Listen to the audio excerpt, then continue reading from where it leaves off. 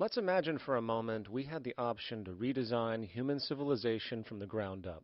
What if, hypothetically speaking, we discovered an exact replica of the planet Earth, and the only difference between this new planet and our current one is that human evolution had not occurred. It was an open palette. No countries, no cities, no pollution, no Republicans, just a pristine, open environment. So, what would we do? Well, first we need a goal, right? And it's safe to say that goal would be to survive. And not to just survive, but to do so in an optimized, healthy, prosperous way. Most people indeed desire to live, and they would prefer to do so without suffering. Therefore, the basis of this civilization needs to be as supportive and hence sustainable for human life as possible, taking into account the material needs of all the world's people while trying to remove anything that could hurt us in the long run. That goal of, say, maximum sustainability understood, the next question regards our method. What kind of approach do we take? Well, let's see. Last I checked, politics was the method of social operation on Earth. So what do the doctrines of the Republicans, liberals, conservatives, or socialists have to say about societal design? Not a damn thing. Okay, then what about religion? Surely the great creator had to have left some blueprint somewhere. No, nothing I can find. Okay then, so what's left? It appears something called science. Science is unique in that its methods demand not only that the ideas proposed be tested and replicated, but everything science comes up with is also inherently falsifiable. In other words, unlike religion and politics, science has no ego, and everything it suggests accepts the possibility of being proven wrong eventually. It holds on to nothing and evolves constantly. Well, that sounds natural enough to me. So then, based on the current state of scientific knowledge in the early 21st century, along with our goal of maximum sustainability for the human population, how do we begin the actual process of construction? Well, the first question to ask, what do we need to survive? The answer, of course, are planetary resources. Whether it is the water we drink, the energy we use, the raw materials we utilize to create tools and shelter, the planet hosts an inventory of resources, many of which are demanded for our survival. So, given that reality, it then becomes critical to figure out what we have and where it is. This means we need to conduct a survey. We simply locate and identify every physical resource on the planet we can, along with the amount available at each location, from the deposits of copper, to the most potent locations for wind farms to produce energy, to the natural freshwater springs, to an assessment of the amount of fish in the ocean, to the most prime arable land for food cultivation, etc. But since we humans are going to be consuming these resources over time, we then realize that not only do we need to locate and identify, we also need to track. We need to make sure we don't run out of any of this stuff. That would be bad. And this means not only tracking our rates of use, but the rates of earthly regeneration as well, such as how long it takes for, say, a tree to grow or a spring to replenish. This is called dynamic equilibrium. In other words, if we use up trees faster than they can be grown back, we have a serious problem, for it is unsustainable. So then, how do we track this inventory, especially when we recognize that all of this stuff is scattered everywhere? We have large mineral mines in what we call Africa, energy concentrations in the Middle East, huge tidal power possibilities on the Atlantic coast of North America, the largest supply of freshwater in Brazil, etc. Well, once again, good old science has a suggestion. It's called systems theory. Systems theory recognizes that the fabric of the natural world, from human biology to the earthly biosphere to the gravitational pull of the solar system itself, is one huge synergistically connected system, fully interlinked. Just as human cells connect to form our organs, and the organs connect to form our bodies, and since our bodies cannot live without the earthly resources of food, air, and water, we are intrinsically connected to the earth, and so on. So, as nature suggests, we take all of this inventory and tracking data and create a system to manage it. a global resource management system, in fact, to account for every relevant resource on the planet. There is simply no logical alternative if our goal as a species is survival in the long run. We have to keep track as a whole. That understood, we can now consider production. How do we use all this stuff? What will our process of production be, and what do we need to consider to make sure it is as optimized as possible to maximize our sustainability? Well, the first thing that jumps right out at us is the fact that we need to constantly try and preserve. The planet's resources are essentially finite, so it is important that we be strategic. Strategic preservation is key.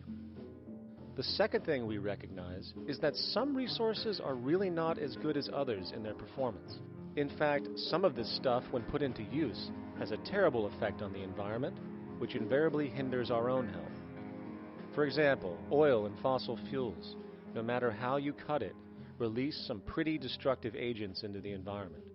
Therefore, it is critical we do our best to use such things only when we really have to, if at all.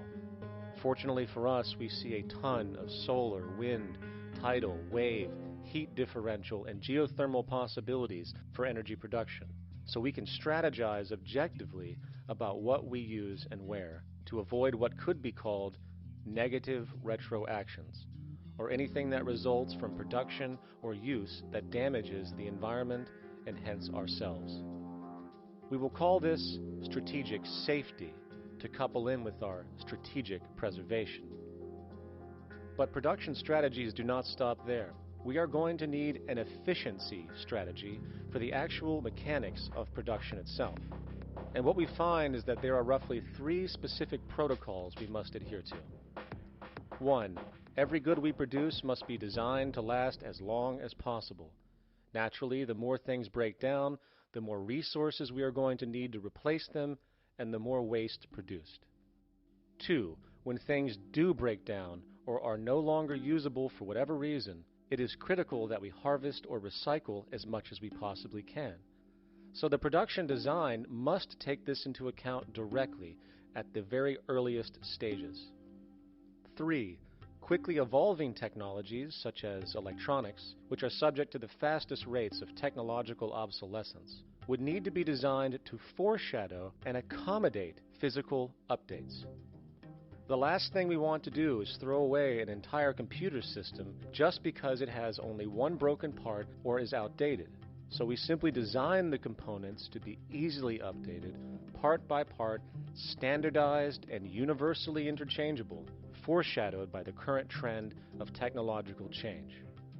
And when we realize that the mechanisms of strategic preservation, strategic safety, and strategic efficiency are purely technical considerations, devoid of any human opinion or bias, we simply program these strategies into a computer which can weigh and calculate all the relevant variables, allowing us to always arrive at the absolute best method for sustainable production based on current understandings.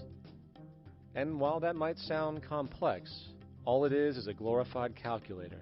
Not to mention, such multivariate decision-making and monitoring systems are already used across the world today for isolated purposes. It is simply a process of scaling it out. So, now we not only have our resource management system, but also a production management system, both of which are easily computer automated to maximize efficiency, preservation, and safety. The informational reality is that the human mind, or even a group of humans, cannot track what needs to be tracked. It must be done by computers, and it can be. And this brings us to the next level, distribution. What sustainability strategies make sense here? Well, since we know that the shortest distance between 2 points is a straight line, and since energy is required to power transport machines, the less transport distance, the more efficient. Producing goods in one continent and shipping them over to another only makes sense if the goods in question simply cannot be produced in the target area. Otherwise, it is nothing but wasteful. We must localize production so distribution is simple, fast, and requires the least amount of energy. We'll call this the proximity strategy. which simply means we reduce the travel of goods as much as possible, whether raw materials or finished consumer products. Of course, it might also be important to know what goods we are transporting and why, and this falls under the category of demand. And demand is simply what people need to be healthy and to have a high quality of life. The spectrum of material human needs range from core life-supporting necessities, such as food, clean water, shelter, to social and recreational goods, which allow for relaxation and personal social enjoyment, both important factors in human and social health overall. So, very simply, we take another survey. People describe their needs. Demand is assessed, and production begins based on that demand. And since the level of demand of different goods will naturally fluctuate and change around different regions, we need to create a demand distribution tracking system, so to avoid overruns and shortages. Of course, this idea is old news. It is used in every major store chain today to make sure they keep up with their inventory. Only this time we are tracking on a global scale.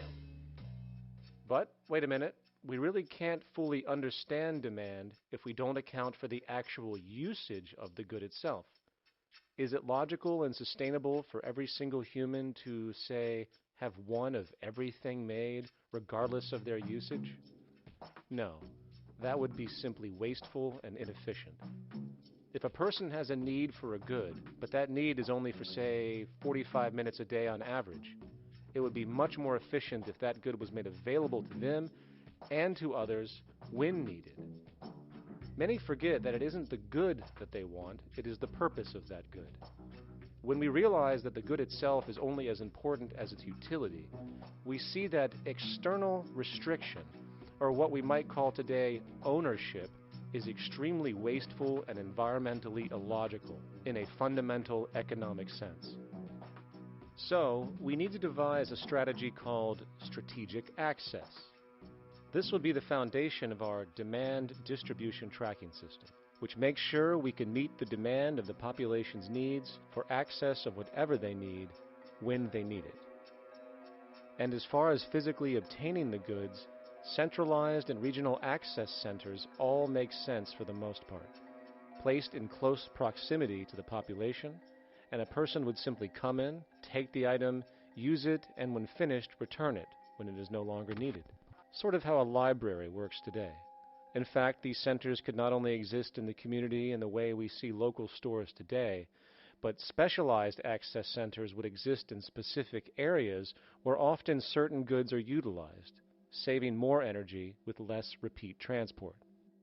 And once this demand tracking system is in order, it is tied into our production management system, and of course into our resource management system, hence creating a unified, dynamically updating, global economic management machine that simply makes sure we remain sustainable, starting with securing the integrity of our finite resources, moving to make sure we only create the best, most strategic goods possible, while distributing everything in the most intelligent and efficient way.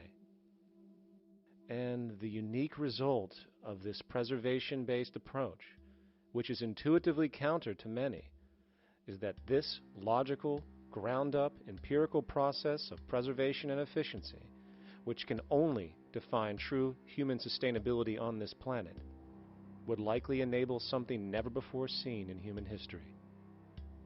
Access abundance, not just for a percentage of the global population, but the entire civilization. This economic model, as was just generalized, this responsible systems approach to total Earth resource management and processes, designed again to do nothing less than take care of humanity as a whole in the most efficient and sustainable way, could be termed a resource-based economy. The idea was defined in the 1970s by structural engineer Jacques Fresco. He understood back then that society was on a collision course with nature and itself, unsustainable on every level. And if things didn't change, we would destroy ourselves one way or another.